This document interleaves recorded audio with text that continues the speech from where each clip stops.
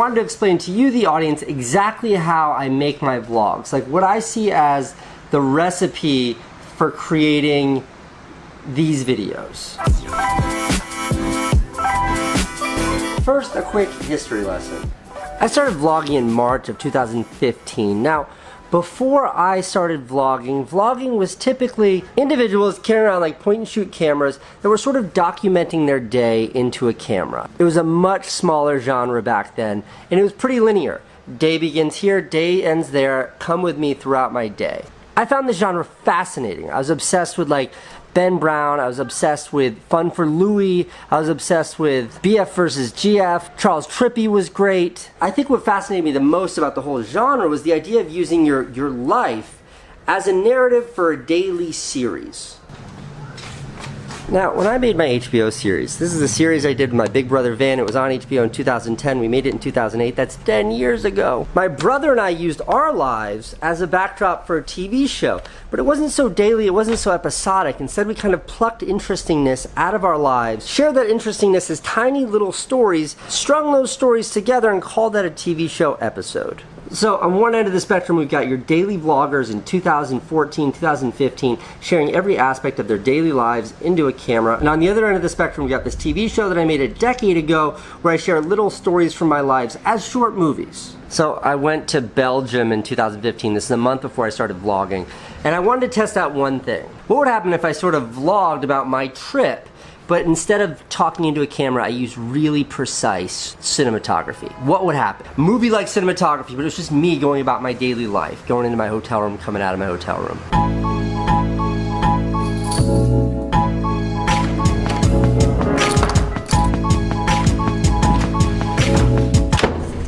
And I love that video. That video worked. You should watch it. It's linked below. And that got me super excited. And that's when I made the decision that on my birthday, 2015, I would start daily vlogging. It wouldn't be this all day long. Instead, I wanted to figure out how to make something that felt a lot more like a movie every day. So that was the thinking. That's what went through my head prior to starting to vlog. So with that understanding, here are the foundational principles that I apply to almost every episode of this daily, almost daily, vlog. Number one, the most important thing is of course the story. But what is a story? Here's a super basic breakdown of a story, and every good story follows this rule. That is the rule of a 3-act narrative. You've got a beginning, you've got a middle, you've got an end. Setup, conflict, resolution. Jack and Jill went up the hill to fetch a pail of water, Act 1. Jack fell down and broke his crown, Act 2. Jill came tumbling after, Act 3. Setup, conflict, resolution. Now in some episodes that's super literal. For example, my all-time favorite episode that I've ever made of this vlog, which is called My All-Time Greatest, is such a literal example of setup, conflict, resolution. It just felt so good to make that. There was a setup, here's what happened. There was a conflict, oh my God, what's the outcome gonna be? And then there was a resolution, happy ending.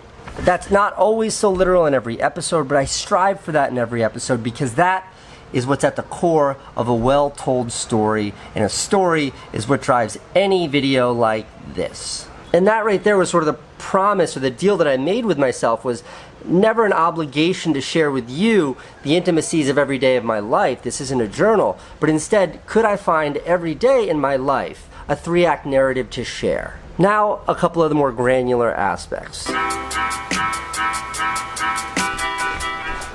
I always found it kind of hard to watch non-stop shaky camera vlogs. It was disorienting, it was always a little claustrophobic.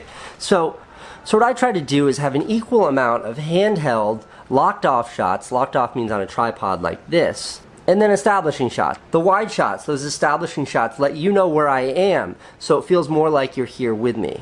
These locked off shots let you, the viewer, forget about the camera for a second and focus on what I'm saying and the environment that I'm in.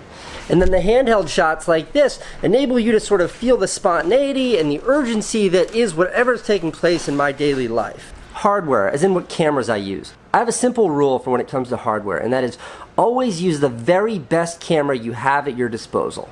So right now I'm shooting this on my big camera. I'm shooting it in 4K with a nice wide lens. This is a perfect shot. I've got a light right there. I'm trying to make myself look good. This is the best I have right now. But when I'm out running in the morning and I want to film my runs, the best I have is my cell phone. I keep a point and shoot in my backpack in case I don't have this big camera, because the point and shoot is a little bit more dynamic than just the cell phone. So I'm not beholden to any certain kind of hardware or any certain quality of hardware. It's what I have access to. Cinematography part 2. Hold the camera steady. No one wants to watch super shaky cinematography. It hurts your brain, it's hard to see what's going on, it's not pleasurable for you the viewer, and it's not easy for me the editor to put it together.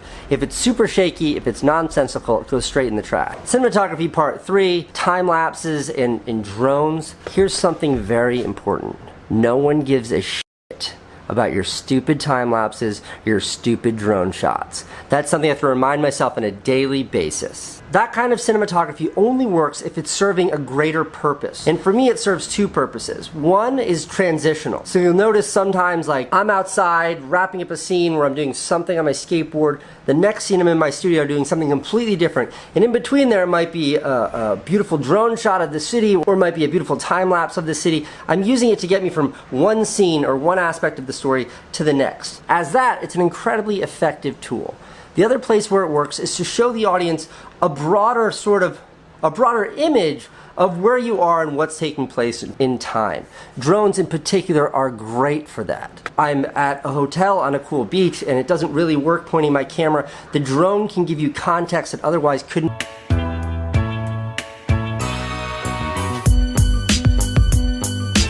If that kind of ambitious, beautiful cinematography doesn't have a relationship with the narrative, even if it's just a little relationship, it feels out of place and it gets boring very, very fast. Now, there is a lot more depth and complexity to it than that. Things like, where does being positive all the time start to just sound like total BS where people don't believe it? Things like, when I'm feeling down and I want to share with you the audience that I'm struggling with something, how do I do that in a way that you actually care?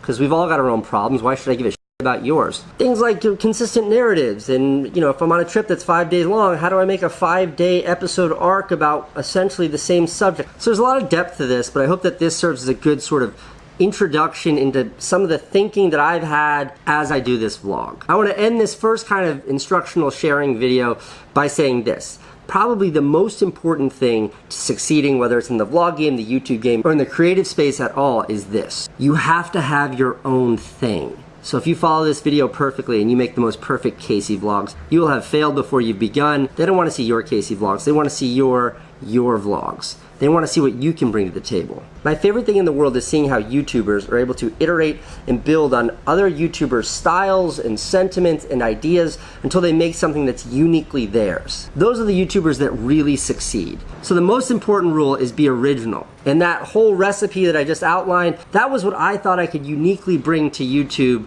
and help find success with it.